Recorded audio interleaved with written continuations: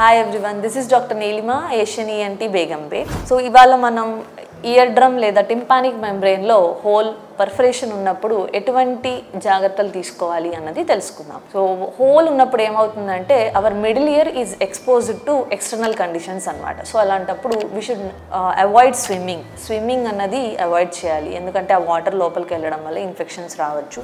So you have to wear swimming caps కానీ ear plugs లాంటివి వాడాలి.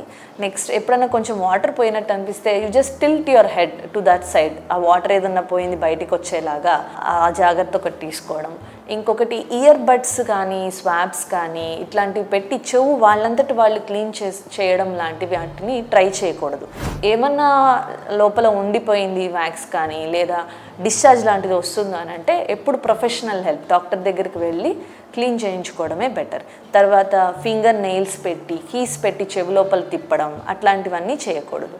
ఇంకొకటి ఎప్పుడైనా ఇన్ఫెక్షన్ కానీ ఏదైనా ఉంది అని అనిపిస్తే, అంటే చీమ్ లాంటిది వచ్చిన చెవిలోంచి ఏదైనా కంప్లైంట్ ఉంటే డాక్టర్ అడ్వైస్ తీసుకొని దాని ప్రకారం యాంటీబయాటిక్ డ్రాప్స్ని వాడాల్సి ఉంటుంది. దాంతోపాటు ఇంకొన్ని జాగ్రత్తలు ఏంటి అని అంటే ఎయిర్ ట్రావెల్, ఫ్లైట్ జర్నీస్ని కూడా అవాయిడ్ చేస్తే బెటర్. అండ్ ఆల్సో మీరు ముక్కుని గట్టిగా చీదడం జలుబు చేసినప్పుడు, తర్వాత ఎక్కువ ఇయర్ ప్లగ్స్ ఇయర్ ఫోన్స్ లాంటివి వాడడం, లౌడ్ సౌండ్స్కి ఎక్స్పోజ్ అవ్వడం, ఇట్లాంటివన్నీ అవాయిడ్ చేస్తే బెటర్గా ఉంటుంది. సో ఇవన్నీ జనరల్ ప్రికాషన్స్.